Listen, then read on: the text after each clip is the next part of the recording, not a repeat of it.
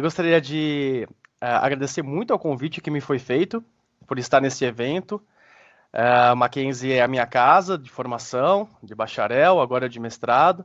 A minha área de pesquisa, minha área de atuação é a área da infância e juventude, então juntar essas duas possibilidades para mim é uma coisa muito fantástica. Então eu agradeço o convite da pessoa do reverendo Marcelo Coelho Almeida, ao diretor Jean Paolo Podismânio e principalmente as professoras Ana Cláudia Torezan e também Michele Assato Junqueira, do CRIADIR-MAC, né, do grupo de pesquisa do qual eu faço parte, minhas duas professoras queridas, em especial a professora Ana Cláudia, que é minha tia de consideração. Gostaria de cumprimentar também os demais palestrantes. A professora Laura, maravilhosa a sua exposição. Muito obrigado por nos presentear com a sua fala. Gostaria muito de ouvi-la por mais tempo, se fosse possível. Parabenizar também as apresentações da Aline, do Flávio. Eu lembro quando o Flávio estava começando a fazer os estudos dele sobre o genocídio da população indígena, ainda quando estava ali conversando com o Alexis no escritório dele, né, que eu era assistente dele de pesquisa, então participei um pouquinho desse começo. E eu acho muito interessante esse convite que me foi feito de participar do Congresso dos 30 anos do Estatuto para falar sobre criança indígena, porque uma palavra que foi muito repetida aqui por todo mundo foi protagonismo, né? Eu percebi na fala de alguns de vocês essa menção, protagonismo. E quando nós falamos de criança e adolescente, quando nós falamos do ECA, nós falamos sobre protagonismo, né? Então estamos falando sobre a consideração de crianças e adolescentes como sujeito de direitos, né, como já foi colocado aqui. A professora Laura já falou aí sobre a capacidade progressiva de manifestação, direito de opinião, algo que está muito em voga hoje em dia. Quando nós falamos sobre população indígena, né, pouco se fala. Aliás, como o professor Flávio vem estudando a questão do genocídio da população indígena, o Brasil tem um débito histórico com a população indígena. Nós temos 520 anos de história após a vinda dos europeus, mas a nossa história, na verdade, ela é muito mais antiga do que isso, muito embora a nossa memória não permita que nós lembremos disso. E um grande exemplo da invisibilização, né, dessa história, da invisibilização dos povos indígenas, também pode ser verificado no Estatuto da Criança e do Adolescente. Né? Então, o nosso festejado Estatuto, que completa 30 anos de idade, não tinha nenhuma previsão a respeito dos povos originários na sua edição original. A primeira vez que foi feita a menção a indígenas foi com a Lei 12.010 de 2009, né, a lei que trouxe a questão relacionada à convivência familiar. Depois tivemos ali mais alguma modificaçãozinha em 2017, mas basicamente o que nós tivemos ali de incorporação foi em 2010 e foi em 2009 e foi pontual, né? Foi especificamente no que diz respeito à convivência familiar, colocação em família substituta. Nada se fala sobre a população indígena no Estatuto da Criança e Adolescente em mais nenhum momento. Aliás, eu sou um crítico ao Estatuto da Criança e Adolescente. Óbvio que eu acredito que ele é um marco importante na história da proteção integral. Todavia, como toda norma de transição, ela ainda é bastante lacunosa, ela é cheia de conceitos abertos, de conceitos jurídicos indeterminados, né, cláusulas abertas, o que permite ainda espaços de arbítrio. E nós sabemos, por um histórico menorista, que onde há arbítrio, há possibilidade de abuso de poder. Então, ainda temos muito a avançar. Muito bem. Feita só essa introdução, eu gostaria então também de compartilhar com vocês uns slides e eu espero que eu seja bem sucedido em fazer esse compartilhamento. Vamos ver aqui. Professora Ana, não sei se a senhora está querendo falar comigo, mas o microfone está fechado. Não? Tá bom. Então vamos fazer o seguinte. Eu vou clicar aqui. Eu acho que é assim mesmo que vai acontecer. Vocês estão vendo o slide? Uhum. Estamos sim. Ah, maravilha. Muito obrigado. Então, quero tratar um pouquinho com vocês sobre o caso dos indígenas Waraus. o choque de cultura e a proteção de crianças e adolescentes. Por que que eu quis trazer especificamente esse recorte para tratar com vocês? Porque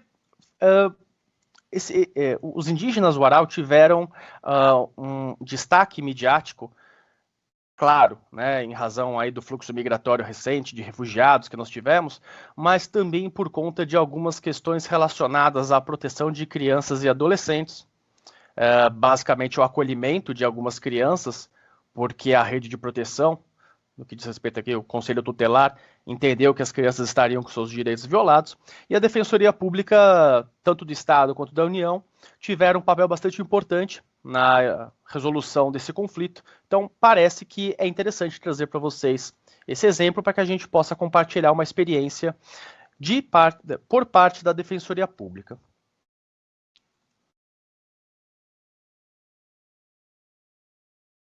Muito bem. Eu tenho aqui um videozinho que eu quero passar para vocês introdutório.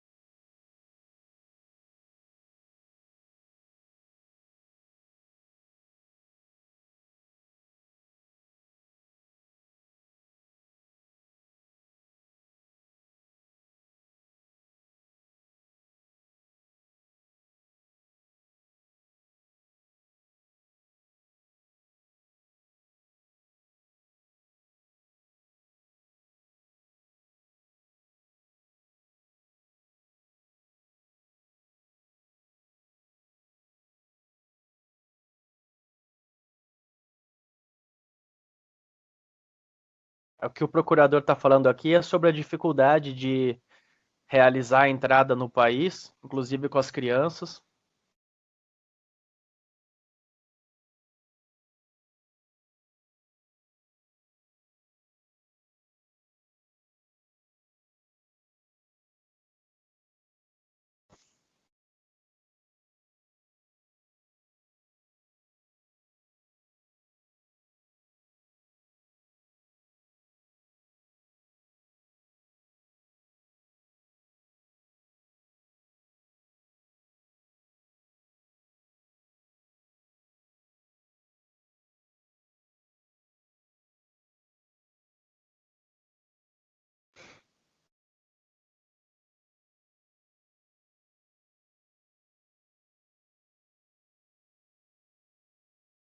Ele fala sobre o risco do genocídio da população indígena, da perda cultural sem precedentes.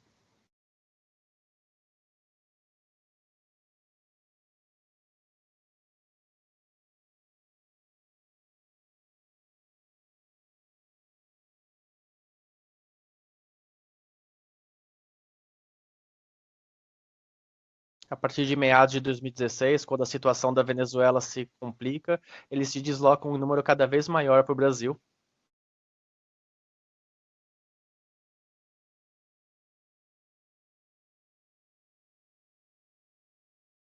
Desde então, as instituições do poder público começaram a ser forçadas a agir.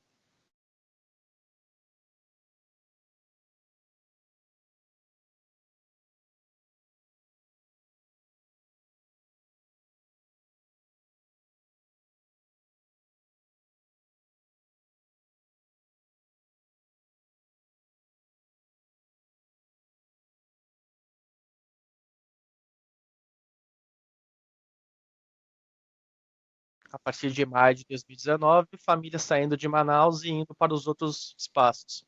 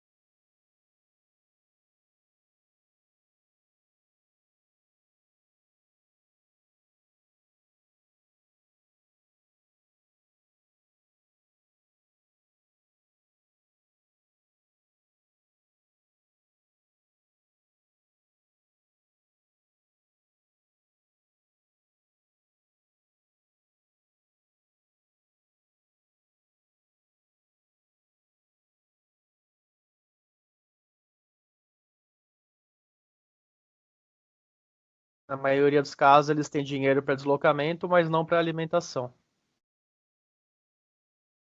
Não existe uma equipe ou instituição que localiza essas famílias e que aciona a rede. Belém é a cidade onde tem o maior número de mortes da população Uarau.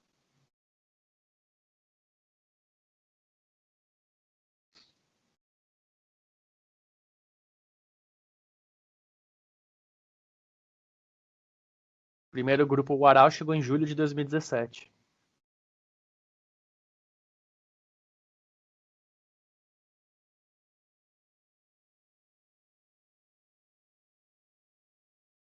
Não existe política de atendimento para eles e toda vez que eles mudam de cidade, tudo começa do zero.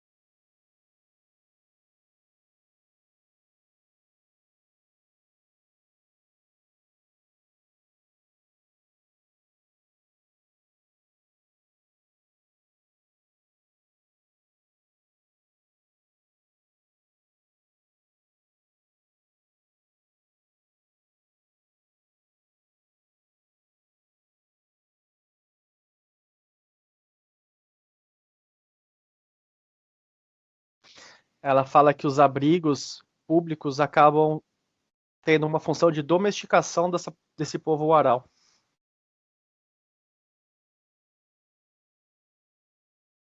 Muito bem. Então é isso.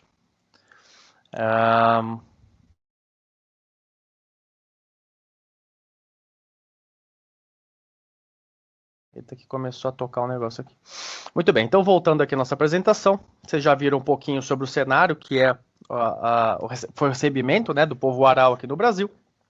E o porquê que se deu esse contexto de imigração? Entre 2014 e 2016, nós tivemos aí 13% da população da Venezuela em estado de desnutrição.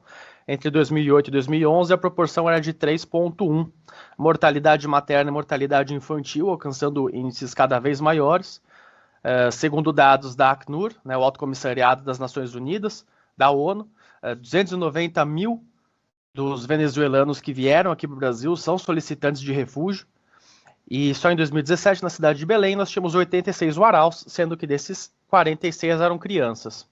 Eu coloquei um outro vídeo aqui, mas eu não vou colocar porque já estamos com problema de som, mas basicamente é um protocolo que foi elaborado entre diversos órgãos do poder público, dentre eles o RPF, que tem uma posição de vanguarda nesse ponto, o Ministério Público Federal, em que se realiza um protocolo de consulta ao povo Uarau a respeito de algumas condutas, a respeito de políticas públicas que são adotadas. E esse vídeo, ele é bastante importante na medida em que o povo Uarau, ele tem uma comunicação que é predominantemente oral. Então, em razão de existir até uma língua escrita, foi elaborado um documento em português, espanhol e em Uarau, mas também foi elaborado esse vídeo, então teriam ali os integrantes, né, as lideranças do povo Uarau, que transmitiriam na sua própria língua alguns dos pontos importantes do que foi discutido ali. Eu quero trazer para vocês dois casos importantes que foram tratados no âmbito da Defensoria Pública, muito embora não sejam apenas esses, né? Então temos aí um caso de Belém do Pará e um caso de Goiânia, aqui no estado de Goiás. O primeiro deles foi um caso em que acabou ocorrendo um acolhimento de uma criança. Em Goiânia, o caso mais emblemático que nós temos, não houve efetivo acolhimento, mas houve uma preparação, houve uma ameaça de acolhimento de 20 crianças de uma vez só, basicamente em razão de choque de cultura, de desconhecimento de como que se dá as relações sociais dentro da própria cultura Uarau e também em razão de uma aplicação do Estatuto da Criança e do Adolescente rígida, desconsiderando as peculiaridades dessa população. Então, o que foi alegado para que se acolhesse essa criança em Belém ou que se pretendesse acolher essas 20 crianças em Goiânia? Primeiramente, alegaram que os indígenas estariam praticando mendicância, inclusive levando as crianças para tal prática, o que, por conta disso, denotaria uma exploração infantil. Em Belém, encontraram muitos piolhos nas crianças e acabaram, inclusive, representando as mães por maus tratos. Né? A previsão penal, elas foram processadas criminalmente por conta disso, em razão de estarem expondo ali as suas crianças a uma condição de risco.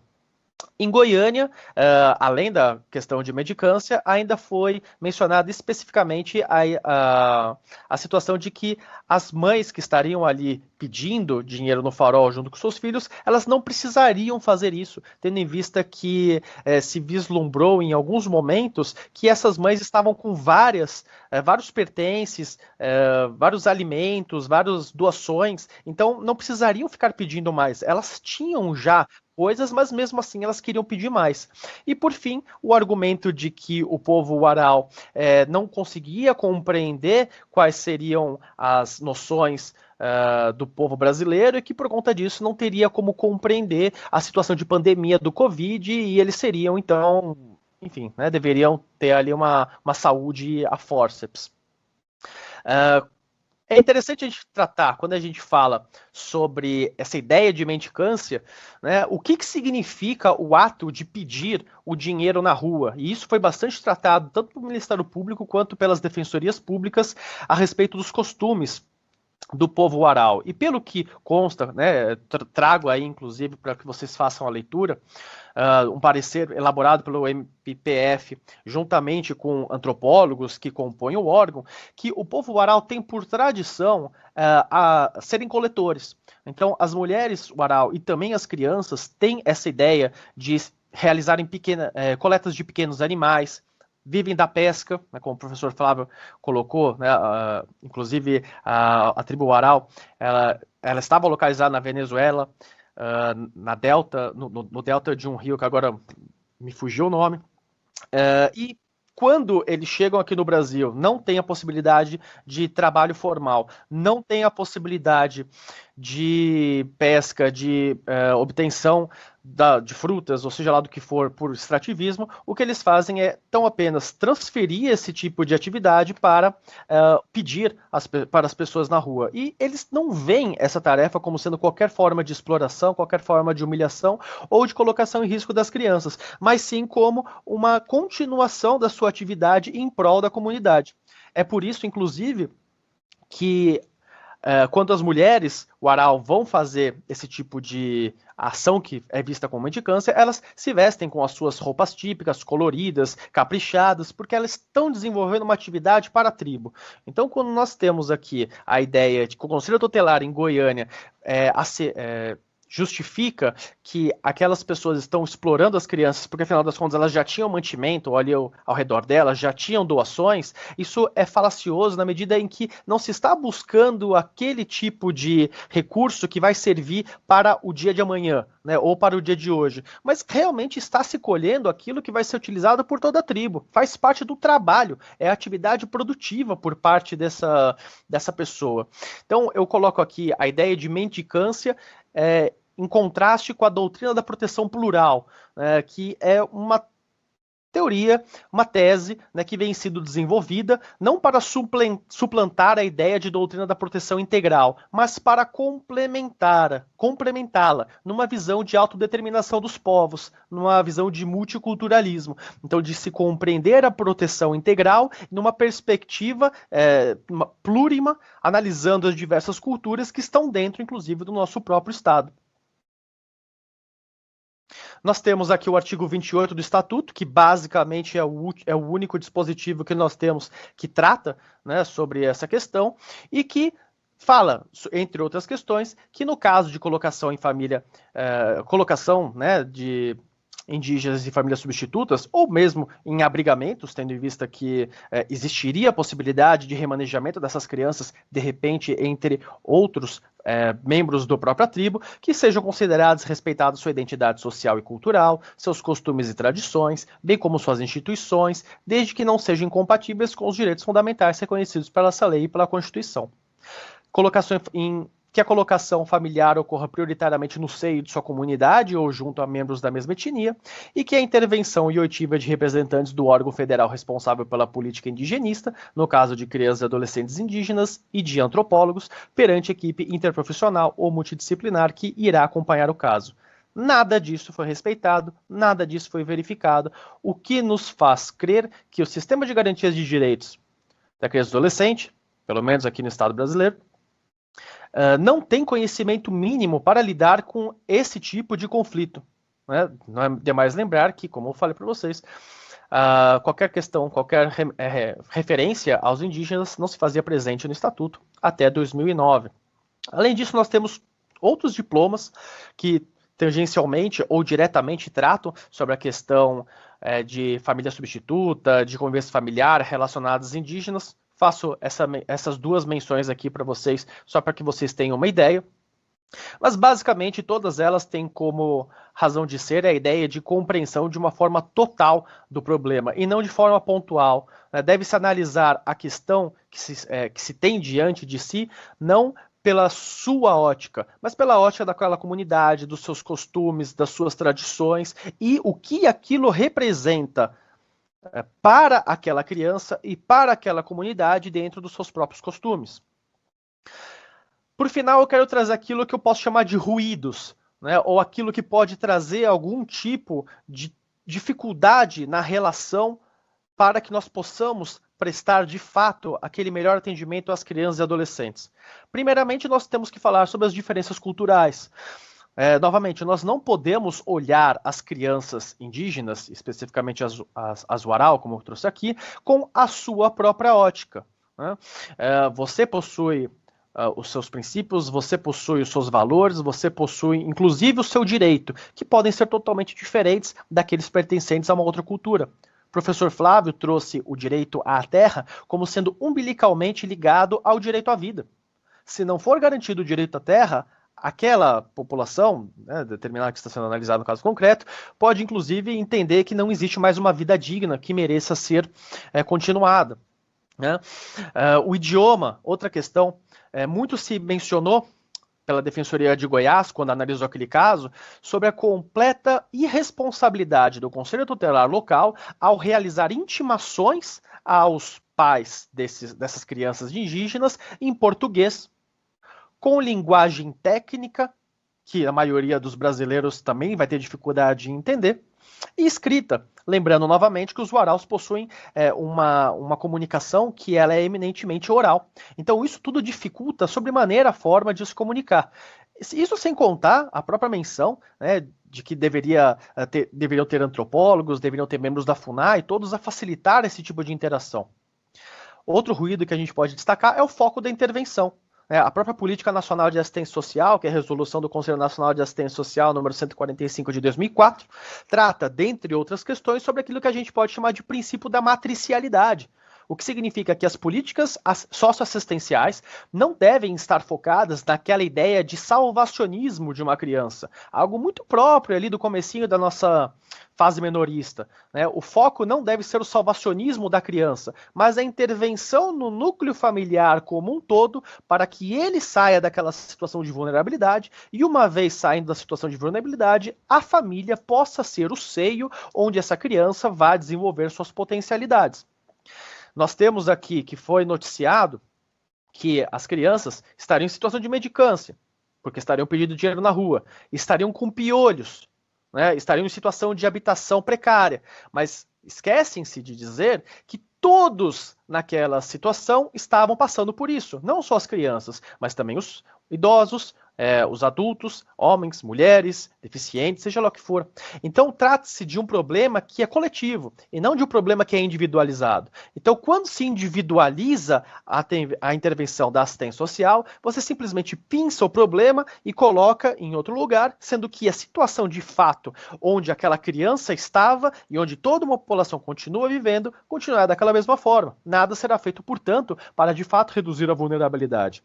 Uma atuação multidisciplinar é importantíssima no caso em concreto, tanto uma atuação social quanto uma atuação antropológica, para que seja possível aos ignorantes, no sentido técnico da palavra, conhecerem aquilo que eles estão lidando, para inclusive compreender se de fato aquela criança se encontra em risco de acordo com os costumes e tradições do seu povo de origem. E, por fim, a questão do acesso aos serviços pelos indocumentados. Né? O que eu quero dizer quando eu trato sobre isso?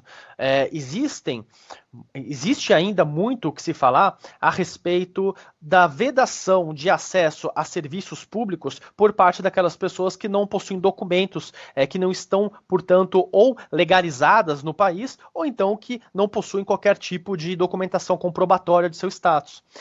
Esse assunto ele já deveria ter sido solapado, né? Desde a opinião consultiva número 21, no âmbito da Corte Interamericana de Direitos Humanos, nós temos a questão de que as crianças migrantes, independentemente da sua proveniência, elas têm direitos aos direitos humanos e todos os direitos e garantias mínimas que aquele Estado provém.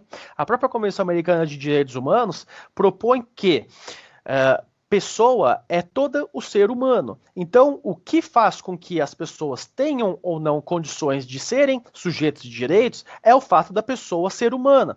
Então, qualquer pessoa humana, independentemente do local onde ela nasceu ou o local onde ela está, ela deve gozar dos mesmos direitos humanos mínimos que pelo menos são instituídos nos diplomas internacionais. Nossa Constituição Federal também coloca que, de forma a não descriminalizar, todas as pessoas que se encontrem no território nacional, estrangeiros ou nacionais, devem gozar dos mesmos direitos e garantias fundamentais. Por conta disso, qualquer tipo de barreira documental de acesso à saúde, educação, programas habitacionais e principalmente programas socioassistenciais não fazem o menor sentido e devem ser passados por cima.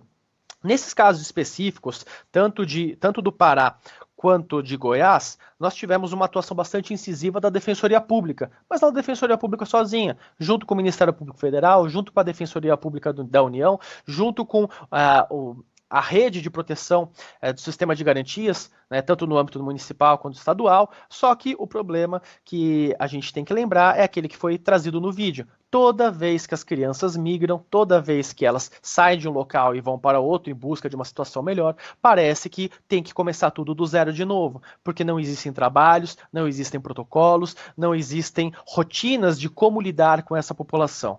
E veja, parece que quando nós falamos no Brasil de Venezuela, quando nós falamos de índios, quando nós falamos de refugiados, nós não nos diferenciamos em nada daquelas cenas mais bárbaras que nós vemos na Hungria, dos refugiados africanos tentando entrar na Europa e sendo chutados inclusive por repórteres, porque eles não são bem-vindos ali.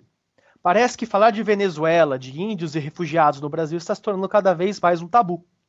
Só que nós temos que lembrar que, além de nós estarmos falando de pessoas, de seres humanos, estamos falando de crianças, portadores de direitos com prioridade absoluta num cenário de proteção integral. É importante lembrar as palavras do professor argentino Emílio Garcia Mendes, de que talvez os maiores problemas que o Estatuto da Criança e do Adolescente tem para que não venha de fato à tona são dois oriundos de uma crise, uma dupla crise. Uma crise de interpretação e uma crise de implementação. A crise de interpretação, que é aquela derivada de se interpretar as novas garantias com os mesmos olhos ou com as mesmas lentes menoristas ainda do século passado. E a crise de implementação é aquela da ausência de interesse público em despender gastos, de despender recursos para que, de fato, as promessas saiam do papel e que nós possamos concretizar, então, a proteção integral que se promete e que, desde 88, nós já temos aí colocado e positivado. Bom, basicamente é isso, espero não ter me estendido demais e muito obrigado novamente pelo espaço, pela participação.